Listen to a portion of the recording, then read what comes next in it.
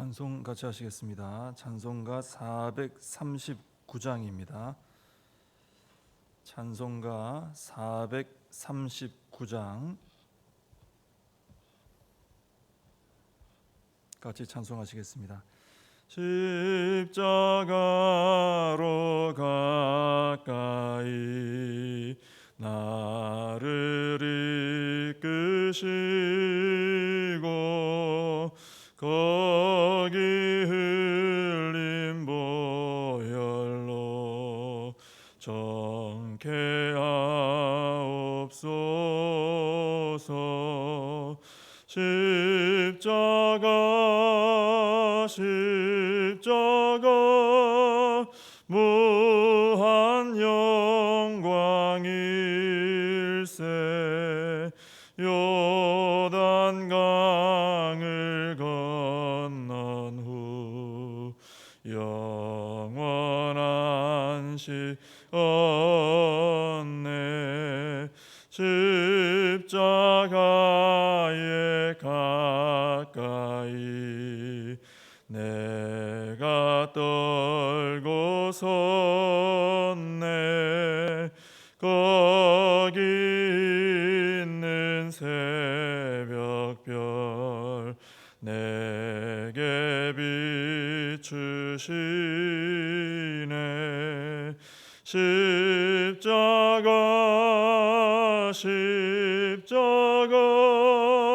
무한 영광일세. 요단강을 건넌 후 영원한 시 얻네. 십자가로 가까이 가게 하시옵고 몸소 받은 고생도 알게 하옵소서. 십자가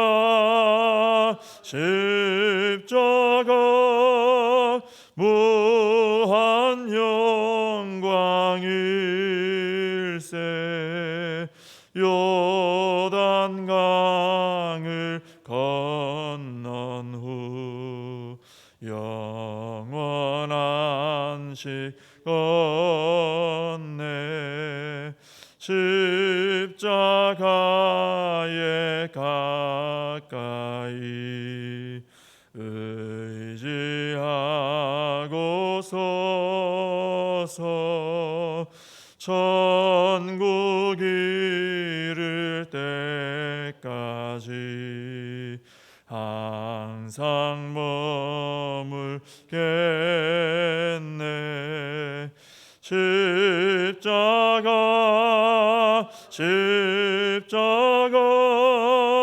무한 영광일세.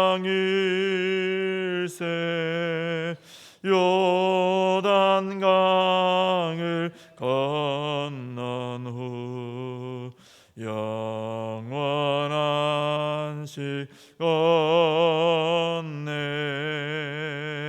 아멘. 사도신경으로 신앙 고백하시겠습니다. 전능하사 천지를 만드신 하나님 아버지를 내가 믿사오며 그 외아들 우리 주 예수 그리스도를 믿사오니 이는 성령으로 잉태하사 동정녀 마리아에게 나시고 본디오 빌라도에게 고난을 받으사 십자가에 못 박혀 죽으시고 장사한 지 사흘 만에 죽은 자 가운데서 다시 살아나시며 하늘에 오르사 전능하신 하나님 우편에 앉아 계시다가 저리로서 산 자와 죽은 자를 심판하러 오시리라. 성령을 믿사오며 거룩한 공회와 성도가 서로 교통하는 것과 죄를 사하여 주시는 것과 몸이 다시 사는 것과 영원히 사는 것을 믿사옵나이다. 아멘. 사무엘상 18장 6절에서 16절까지입니다. 사무엘상 18장 6절부터 16절까지 말씀을 봉독해 드리겠습니다. 무리가 돌아올 때 곧 다윗이 블레셋 사람을 죽이고 돌아올 때에 여인들이 이스라엘 모든 성읍에서 나와서 노래하며 춤추며 소고와 경쇠를 가지고 왕 사울을 환영하는데 여인들이 뛰놀며 노래하여 이르되 사울이 죽인 자는 천천히요 다윗은 만만이로다 한지라. 사울이 그 말에 불쾌하여 심히 노하여 이르되 다윗에게는 만만을 돌리고 내게는 천천만 돌리니 그가 더 얻을 것이 나라 말고 무엇이냐 하고 그날 후로 사울이 다윗을 주목하였더라. 그 이튿날 하나님께서 부리시는 악령이 사울에게 힘있게 내림에 그가 집 안에서 정신없이 떠들어대므로 다윗이 평일과 같이 손으로 수금을 타는데 그때에 사울의 손에 창이 있는지라. 그가 스스로 이르기를 내가 다윗을 벽에 박으리라 하고 사울이 그 창을 던졌으나 다윗이 그의 앞에서 2번 피하였더라.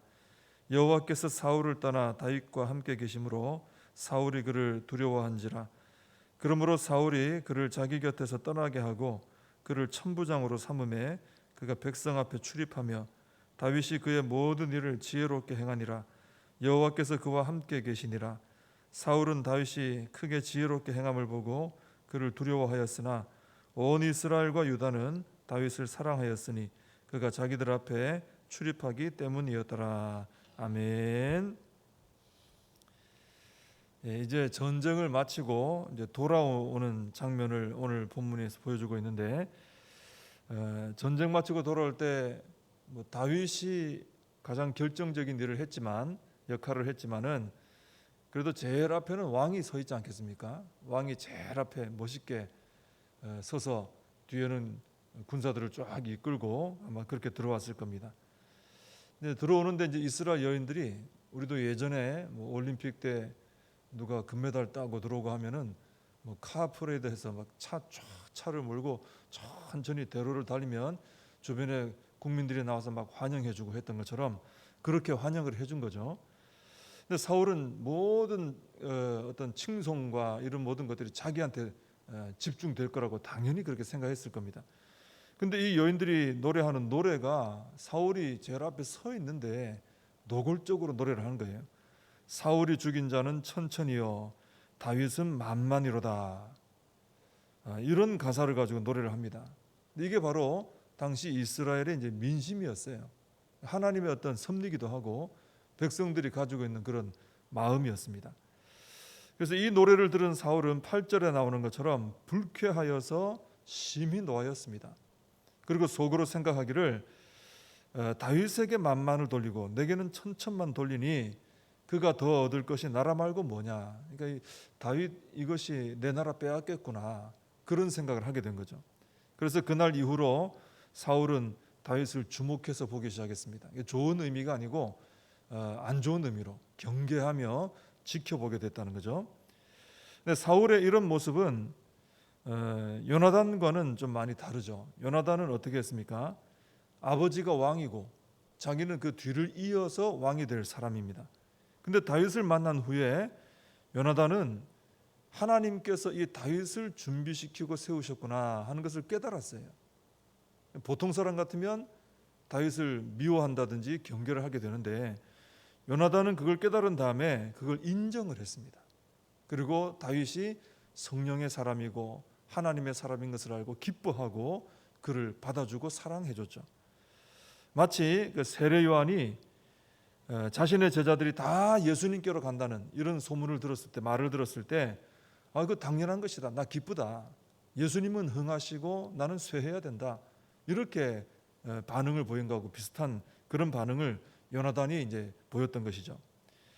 근데 사울왕은 안 그랬죠. 다윗을 보면서 질투심에 사로잡혀서 미워하고 분노하고 경계를 했습니다. 근데 어떻습니까? 일반적으로는 사람들이 사울처럼 반응하기가 쉽겠습니까? 요나단처럼 하기가 쉽겠습니까? 사울처럼 하는 게 일반적이죠. 요나단처럼 하기는 대단히 어렵습니다. 그러나 우리는 이 말씀을 통해 좀 깨달아야 되는 게 있는 거죠. 붙들어야 되는 게 있는 거죠. 우리의 생각과 마음에 질투하는 마음이나 또 미워하고 분노하고 오해하는 그런 마음들 들어올 수 있습니다. 그런 생각, 그런 마음 생기는 상황들이 있죠. 근데 그것이 내 마음 속에, 생각 속에 자리를 잡도록 허용을 해버리면은 그것이 결코 나 자신에게 복이 되지 않는다라는 것입니다. 그래서 그런 마음이 들면 가급적이면 빨리 무엇이든지 초기에 진압하고 정리하는 게 좋지 않습니까? 자리를 잡게 되면은 결국 힘들어지기 때문에 가능하면 빨리 그런 생각들은 좀 떨쳐버릴 수 있으면 좋습니다. 그런 생각과 마음이 내 속에 자꾸 자리를 잡게 하면은 결국 내가 손해가 되는 거죠. 내 영혼이 병들고 또 나의 어떤 삶의 모든 것들이 틀어지고 무너지고 이렇게 되는 것입니다. 빨리 죄도 그렇고 이런 생각과 마음은 좀 빨리 정리할수록 좋다 하는 것이고요. 그러나 이런 것을 알아도 막상 부딪히면 또 생각처럼 쉽지는 않습니다. 그래서 우리는 이런 일에 있어서는 하나님의 은혜를 구해야 됩니다. 하나님 도와주십시오. 하나님 제가 감당케 해주시옵소서. 그리고 간절히 엎드려서 기도해야 됩니다. 우리 내 힘으로 하기 어려울 때가 많죠. 그래서 우리는 사울처럼 하기가 쉽잖아요. 하나님께 요나단처럼 할 수 있도록 은혜를 구하는 것이 반드시 필요합니다. 그리고 우리의 삶 속에서 진리를 따라 연습하고 훈련하는 것도 참 필요합니다. 그래서 요나단처럼 되려면 범사에 무슨 훈련을 해야 되냐 하면은 하나님의 섭리 중심으로 바라보고 생각하는 훈련을 해야 됩니다. 모든 것을 하나님의 섭리 관점에서 보는 훈련이 필요합니다. 그래서 이 사울처럼 반응을 할 수밖에 없는 그런 상황이 되더라도 그럴 때가 많거든요.